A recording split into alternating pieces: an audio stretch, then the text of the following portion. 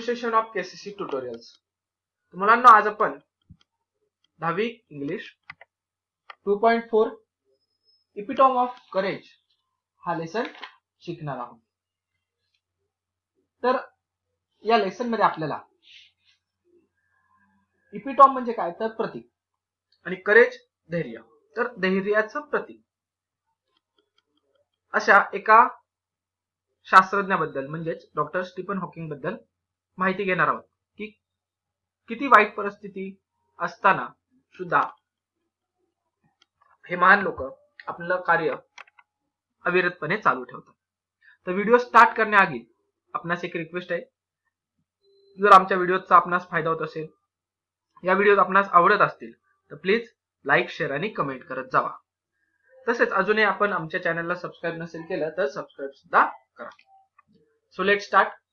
An epitome of nature courage म्हणजेच धैर्याचे प्रतीक. We often tend to hide behind our weaknesses, disabilities, handicaps. म्हणजे आपण काय करतो, एखादी वस्तू किंवा एखादी गोष्ट आपल्याकडून चूक झाली तर आपला विकनेस म्हणजे दुर्बलता, डिसॅबिलिटीज एखादी गोष्ट आपल्याला अरे मला एखादी गोष्ट करता येत नाही, किंवा हँडिकॅप म्हणजे आपल्या अपंगत्वाकडे, दुर्बलतेकडे त्याचं बोट करतो. म्हणजे काय तर जर आता तुम्हाला म्हटलं की का रे बाबा तू अभ्यास का नाही केला, तर तुम्ही म्हणता नाही मला घरचं काम असतं, नाही आमच्या इथे गोंधळच असतो, अशा काही कारण आपण देऊन, किंवा माझा हातच दुखत होता, डोकं दुखत होतं, अशा काही कारण आपण देऊन त्याच्या मागे, ह्या गोष्टींमागे आपली चूक लपवतो, बरोबर. Or moan over them our whole life through, किंवा आपण काय करतो, मॉन म्हणजे काय, शोक व्यक्त करणं, आणि ह्या गोष्टींचा शोक व्यक्त करतो आयुष्यभर. नाही रे माझ्या आयुष्यात ही गोष्ट नव्हती, माझ्याकडे पैसा नव्हता, मला वडिलांनी शिकवलं नाही, असं काही गोष्टी करत आपण त्यांचा शोक व्यक्त करत आयुष्यभर जगतो. जसं की तुम्हाला पेंटिंग नाही रे मला चांगला क्लासेस लावला नाही तुम्हाला खूप चांगली पेंटिंग आली असती, नाही मला ट्युशन नव्हती म्हणून मला कमी मार्क्स पडले, अशा सगळ्या गोष्टी. Doctor Stephen Hawking, one of the greatest scientist of this century, did not do so. पण या शतकातील एक ग्रेटेस्ट महान सायंटिस्ट, शास्त्रज्ञ जे की डॉक्टर स्टीफन हॉकिंग आहेत, यांनी असे केले नाही. In spite of suffering from a very rare and dreaded disease, म्हणजे खूप दुर्मिळ व ड्रेडेड म्हणजे भयभीत करणारा असा आजार त्यांना झाला होता. Doctor Hawking continue his work undaunted. तरी त्यांनी आपलं जे रिसर्च म्हणजेच संशोधन करायचं जे कार्य होतं ते अनडॉन्टेड म्हणजे न खचता, न थांबवता कंटिन्यू चालू ठेवलं होतं. His exemplary courage should inspire us to do our best even under trying circumstances. म्हणजे हे त्यांचं एक एक्झाम्पलरी म्हणजे काय, एक त्यांनी उदाहरण आपल्याला दिलंय करेजचं, धैर्याचं उदाहरण आहे डॉक्टर स्टीफन हॉकिंग, ज्याच्यामुळे आपण इन्स्पायर, मोटिवेट झालो पाहिजे टू डू आवर बेस्ट, आपल्या सर्वोत्तम कामगिरी करण्यासाठी अंडर ट्राईंग सर्कमस्टन्स, कितीही वाईट परिस्थिती असताना, कशीही तुमची परिस्थिती असू द्या त्याच्यात सुद्धा तुम्ही सर्वोत्तम कामगिरी केली पाहिजे. याचं उत्कृष्ट उदाहरण म्हणजे डॉक्टर स्टीफन हॉकिंग. तर आता या चॅप्टरच्या मेन पार्टला आपण सुरुवात करूया. Exactly 300 years after the death of great scientist Galileo, Dr. Stephen Hawking was born in Oxford, London on the 8th day of January 1942. बरोबर 300 वर्षानंतर जेव्हा महान शास्त्रज्ञ गॅलिलिओ यांचा मृत्यू झाला, त्याच्या बरोबर 300 वर्षांनी डॉक्टर स्टीफन हॉकिंग यांचा जन्म झाला. 8th day of January म्हणजे जानेवारी 8 जानेवारी 1942 ला ऑक्सफर्ड, लंडन या ठिकाणी. Little did his parents know that one day their little boy would be hailed as one of the greatest scientists of this century. त्याच्या आई वडिलांना little did म्हणजे काय, ह्या लहान मुलाबद्दल असं केव्हाही वाटलं नव्हतं की हा एक लहान मुलगा, हेलचा बिलिंग बघा, एक्लेम म्हणजे विचार करणे, की हा एक लहान मुलगा ह्या सेंचुरी, ह्या शतकाचा एक महान वैज्ञानिक संशोधक होईल असे वाटलं नव्हतं. Neither could anybody imagine that his mind would soar up into the space of light. आणि कुणीही असा कल्पना सुद्धा केली नव्हती की हिज माइंड, ह्याचं जे बुद्धी आहे, सोर अप इंटू द स्पेस. सोर अप म्हणजे उड्डाण करणे, उडणे. स्पेस लाईक लाईट, प्रकाश जसा स्पेस अंतराळात जातोय तसं ह्याच्या डोक्यातील कल्पना ह्या पूर्ण स्पेसमध्ये असणार आहेत. म्हणजे पूर्ण ब्रह्मांडाचा हा विचार करेल असं कोणालाही वाटलं नव्हतं. More importantly none could predict that he would be the very epitome of courage. आणि त्याहून महत्वाचं म्हणजे कुणीही असा अंदाज पण बांधला नव्हता की हा मुलगा एक इपिटॉमी प्रतीक असेल ऑफ करेज, धैर्याचं प्रतीक असेल, साहसाचं प्रतीक असेल. तर आता ह्या स्टीफन हॉकिंगला एवढे आपण उपमा दिल्यात, त्यांची एवढी स्तुती केली, तर का केली लेखकाने एवढी स्तुती स्टीफन हॉकिंगची का केली त्याची कथा पुढे आहे आपल्याला बघा. Courage is a wonderful thing, ही खूपच वंडरफुल थिंग आहे धैर्य. It is that quality which makes a people do not lose heart when faced with a great calamity. म्हणजे ही एक क्वालिटी आहे, धैर्य म्हणजे एक क्वालिटी आहे जी काय असती, लोकांना डू नॉट लूज हार्ट म्हणजे त्यांचं मन कमकुवत न होणे. When faced with a great calamity, जेव्हा त्यांच्या जीवनात मोठे मोठे संकट येतात तेव्हा न खचता त्या परिस्थितीला तोंड देणे म्हणजे धैर्य, साहस असते. It would not be an exaggeration to say that doctor Stephen Hawking, a living legend of cosmology, is a very personification of courage and hope. It would not be exaggeration, exaggeration म्हणजे अतिशयोक्ती. ही अतिशयोक्ती होणार नाही जर आपण असं म्हटलं की स्टीफन हॉकिंग हे एक लिव्हिंग लिजेंड म्हणजे जिते जागतं उदाहरण, जिवंत उदाहरण आहे कॉस्मॉलॉजीचं. कॉस्मॉलॉजी म्हणजे काय, study of origin and development of the universe. म्हणजे या जगाचा ओरिजिन म्हणजे सुरुवात कशी झाली, या विश्वाची सुरुवात कुठून झाली आणि त्यात डेव्हलपमेंट आणि त्याचा प्रवास कसा होता या ब्रह्मांडाचा, ह्याचा अभ्यास करणे म्हणजे कॉस्मॉलॉजी असते. Is a very personification of courage. Personification म्हणजे काय, उत्कृष्ट नमुना म्हणजे स्टीफन हॉकिंग आहे. धैर्याचा आणि होप, आशेचा किरण म्हणजे Stephen Hawking. Except his mind his whole body is bound to a wheelchair. म्हणजे फक्त त्यांचं आपण मेंदू सोडला तर पूर्ण अंग हे बाउंड म्हणजे बांधील झालं होतं व्हीलचेअरला. जेव्हा लोकांना चालता येत नाही तेव्हा काय करतो आपण, व्हीलचेअर, बरोबर, पॅरालिसिस व्यक्तींना किंवा ज्यांचे पाय वगैरे फ्रॅक्चर झाले असतील तेव्हा तुम्ही व्हीलचेअर पाहिले असेल. तर ह्या माणसाला अनेक वर्ष म्हणजे मृत्यूपर्यंत सुद्धा व्हीलचेअरवरच काढावं लागलं. थँक्स टू अ क्रुएल क्विक ऑफ फेट. काय तर त्यांच्या नशिबात अशी अनपेक्षित वाईट घटना घडल्यामुळं त्यांची पूर्ण बॉडी ही त्या व्हीलचेअरला बांधील झाली होती. व्हीलचेअरवरच त्यांचं आयुष्य होतं. एक्सेप्ट हिज माइंड, पण त्यांच्या बुद्धीला थांबवू शकलं नाही. Yet he is one of the greatest scientist of his century.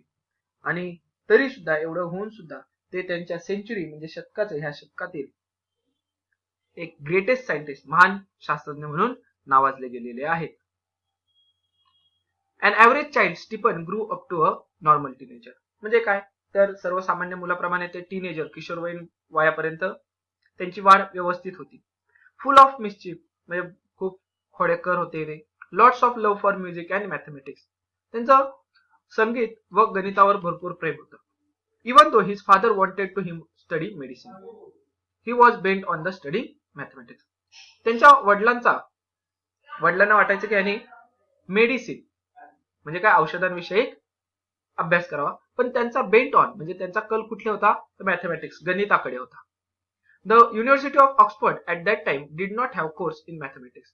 पण त्यावेळी युनिव्हर्सिटी ऑफ ऑक्सफर्ड या लंडन मधील युनिव्हर्सिटीमध्ये कोर्स नव्हता, मॅथमॅटिक्स ही फील्डच नव्हती त्याच्यात अभ्यास करण्यासाठी.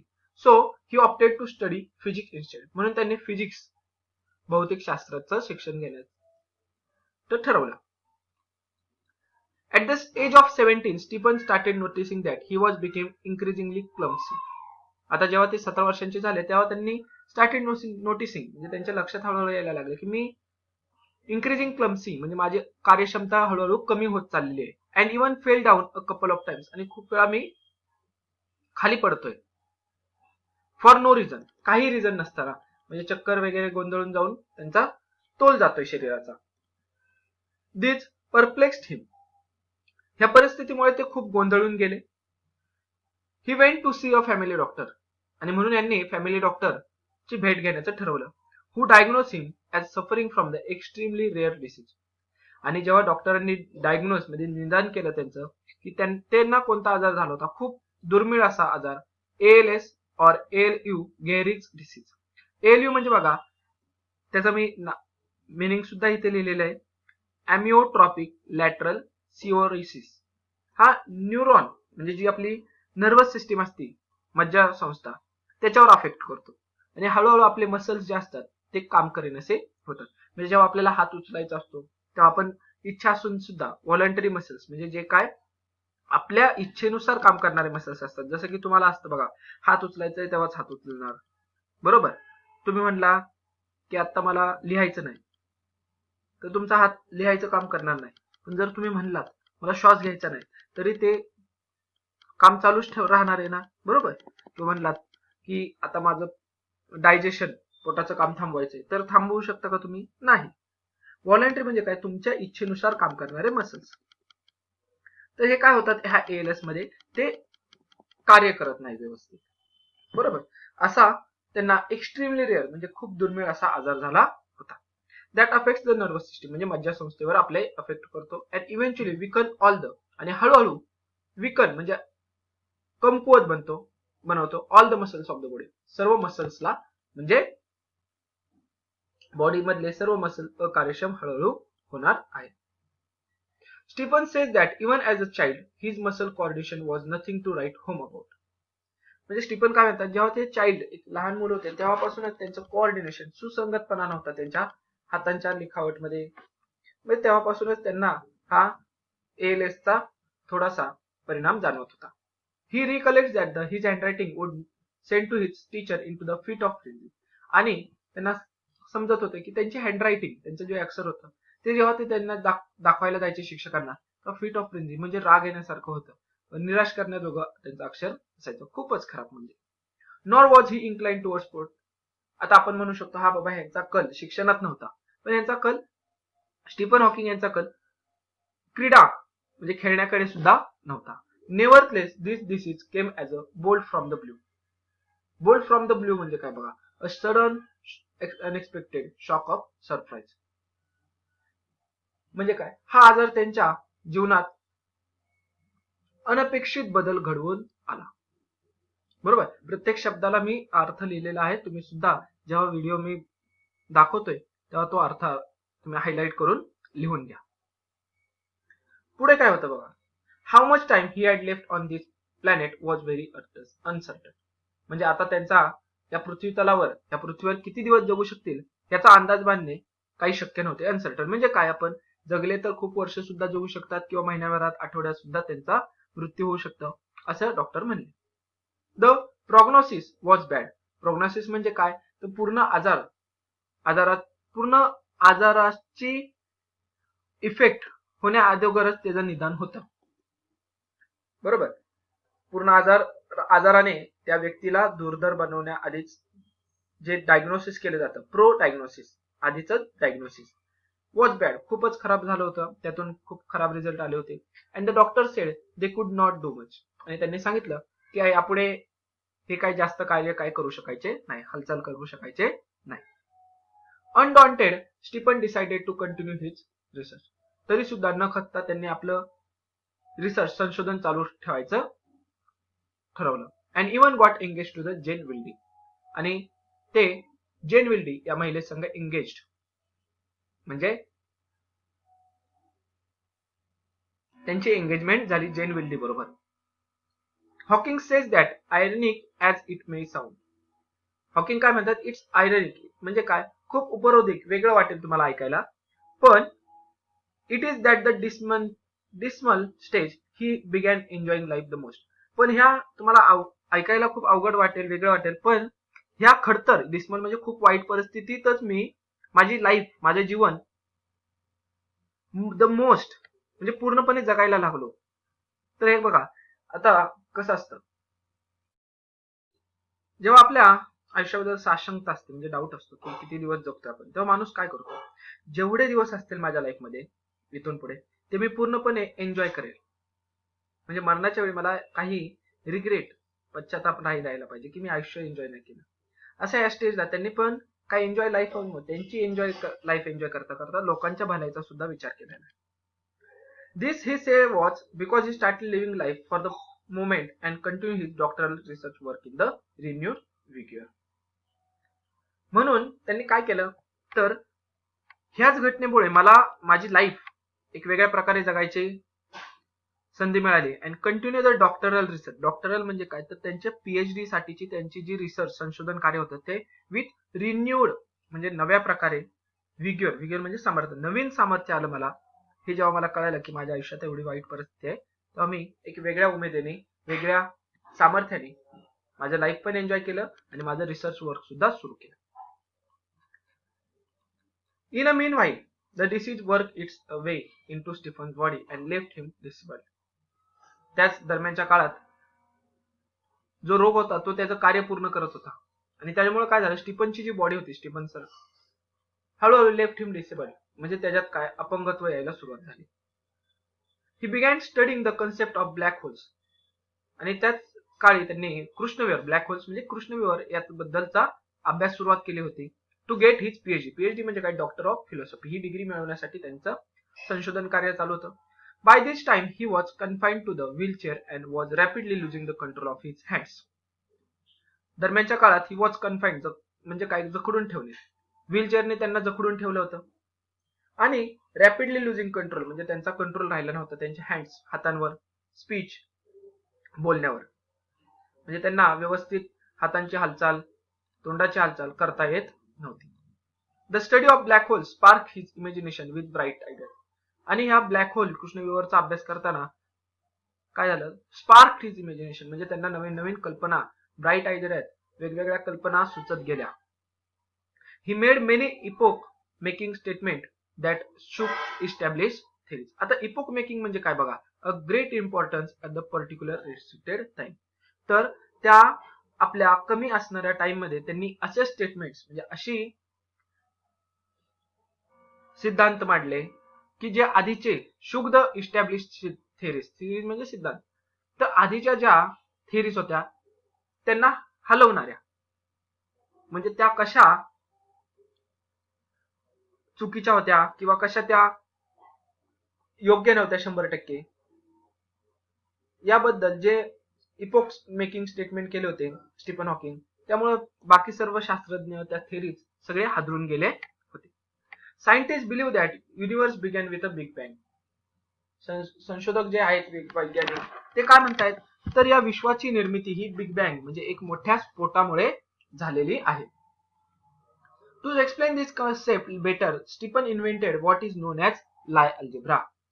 आणि हीच कन्सेप्ट एक चांगल्या प्रकारे समजून सांगण्यासाठी स्टीफन हॉकिंग यांनी एका पद्धतीचा शोध लावला, ती म्हणजे लाय अल्जेब्रा. आता लाय अल्जेब्रा म्हणजे काय असतं तर कोणतीही तुमची थेरी, बरोबर, तुमच्या गणितातली थेरम नाही, कोणतीही जी स्टेटमेंट मध्ये लिहून दाखवतो आपण थेरी, तिला गणितीय भाषेत मॅथमॅटिकल फॉर्म मध्ये दाखवणे की कसं हे बरोबर आहे, ह्याला आपण म्हणतो लाय अल्जेब्रा. यामध्ये लाय ब्रॅकेट्सचा उपयोग केला जातो. त्याबद्दल तुम्ही लाय अल्जेब्रा बद्दल तुम्ही इंटरनेटवर सुद्धा माहिती घेऊ शकता. त्यानंतर बघा, though confined to a wheelchair with no control over his body save a finger. आता ते जखडून गेलेले आहेत त्या व्हीलचेअरला, पण तरी सुद्धा त्यांनी त्यांचा एक बोट वाचलं होता या सर्व आजारातून. And with a computer to help him express his thought. आणि त्यांच्याकडे एक कम्प्युटर सुद्धा होता ज्यामुळे ते त्यांचे थॉट्स, त्यांचे विचार हे एक्सप्रेस मांडू शकत होते. तर यांच्या कम्प्युटरला इथे बघा एक बोट उरलेले, तर त्या बोटाने व्हीलचेअरवर कीबोर्ड टाईप बनवलं होतं आणि त्या बटन दाबले की त्या कम्प्युटरवर शब्द उमटायचे व त्यांची जी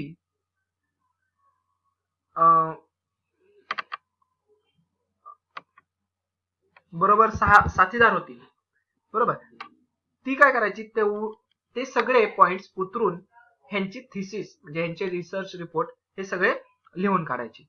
तर या माणसाला लिहिता पण येत नाही, पण काय केलं, कम्प्युटरच्या मदतीने आणि एका बोटाच्या मदतीने त्यांनी पूर्ण एवढं मोठं सर्व कार्य केलेलं आहे. Doctor Hawking is an authority on profound subjects of science.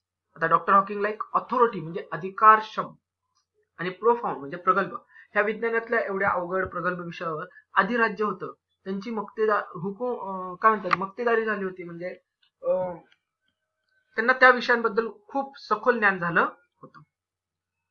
Numerous honorary doctorates and awards have been bestowed on him. त्यांना असंख्य न्यूमरस म्हणजे खूप सारे ऑनररी म्हणजे त्यांचे सत्कार करणारे डॉक्टरेट अवॉर्ड्स आणि सन्मान चिन्ह मिळाले होते या कार्याबद्दल. He is a fellow of royal family म्हणजे ते सदस्य होते royal society of and member of US national academy of science. Royal society ही एक खूप महत्वाची अत्यंत महत्वाची संशोधकांची सोसायटी आहे, ज्यात आपले जे नावाजलेले शास्त्रज्ञ आहेत ते तिथे फेलोशिप घेतात. त्या सोसायटीचा यांना फेलो होते म्हणजे तिथले सदस्य होते. तसेच मेंबर पण होते US नॅशनल अकॅडमी ऑफ सायन्सचे सदस्य. In spite of being considered Einstein equal in the intelligence, Dr. Hawking is a very humble man.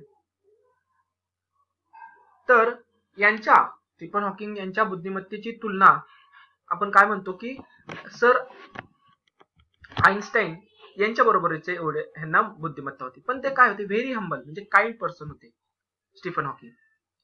A simple down to earth एक सामान्य म्हणजे सिंपल राहणीमान असणारे डाऊन टू अर्थ नेहमी डाऊन टू अर्थ म्हणजे काय तर कुठल्याही प्रकारचं ज्या माणसात गर्व नाही असा. He has authored many books dealing with the awesome ideas keeping a layman in mind. त्यांनी खूप सारी पुस्तकं लिहिली वेगवेगळ्या विषयांवर वेगवेगळ्या ऑसम आयडियाज म्हणजे काय कल्पनांवर. Keeping a layman in mind. Layman म्हणजे काय असा मनुष्य ज्याला विज्ञान आता यांची विज्ञानाची पुस्तक होती तर विज्ञान या विषयाबद्दल काही माहित नसेल तरी माझ्या पुस्तकातून त्यांना तो विषय समजू शकेल एवढ्या साध्या सरळ सोप्या भाषेत ह्यांची पुस्तकं होती. His writing is full of wit and humour. त्यांचं जे लिखाण होतं ते विट म्हणजे नॉलेज अँड ह्युमर म्हणजे विनोद. तर हे कंटाळवाणं म्हणजे जेव्हा आपण वैज्ञानिक पुस्तक वाचू तर खूप अवघड त्याच्यात क्रिया आल्या अवघड शब्द आले अवघड संकल्पना आल्या आयडियाज आल्या तर आपल्याला ते पुस्तक वाचूशी वाटणार नाही. म्हणून ह्यांचं नॉलेज पण होतं पण ते वाचावं लोकांनी म्हणून त्याच्यात काही विनोदी बुद्धी सुद्धा वापरली होती. His style is so lucid that non scientist can also understand him. त्यांची लिखाणाची पद्धत ही लुसिड म्हणजे एवढी स्पष्ट आणि सुबोध छान होती की नॉन सायंटिस्ट म्हणजे जे वैज्ञानिक नाहीये त्यांना सुद्धा पुस्तकात लेखकाला काय म्हणायचं आहे काय बोलायचं आहे हे समजू शकेल. His book A brief history of Time is one of the best selling book of our time. आणि या काळातील one of the best selling book म्हणजे खूप ज्याचा सेल झालाय उच्च विक्री झालेलं असलेलं पुस्तक म्हणजेच a brief history of time हे खूप गाजलेलं पुस्तक आहे त्यांचं. On being asked how he feels about having dreadful ALS, doctor Hawking the quintessence of optimism and hope says. म्हणजे जेव्हा आपण त्यांना विचारतो की तुम्हाला हा ड्रेडफुल ALS झाला तर तुम्हाला काय फील होतंय काय वाटतं काय तुमची काय भावना आहेत या रोगाबद्दल तर doctor Hawking the quints of optimism. Quints म्हणजे बघा आता दोन्ही शब्दांचा आपल्याला अर्थ दिलाय. A perfect example and optimism and that is state of having positive belief. तर ज्या माणसाला आपल्या आहे त्या परिस्थितीमध्ये सुद्धा पॉझिटिव्ह बिलीफ म्हणजे काय पॉझिटिव्ह वाईब्स सकारात्मक दृष्टी आहे असे डॉक्टर हॉकिंग काय म्हणतात not very different from the rest. माझी जी लाईफ आहे ती इतरांपेक्षा काय खूप वेगळी अशी नाही. I try and lead a normal life as possible. मी प्रयत्न करतो आणि जगतोय सुद्धा एक नॉर्मल लाईफ म्हणजे सामान्य आयुष्य मी सुद्धा तुमच्यासारखंच जगतोय जेवढं मला पॉसिबल होतंय तेवढं.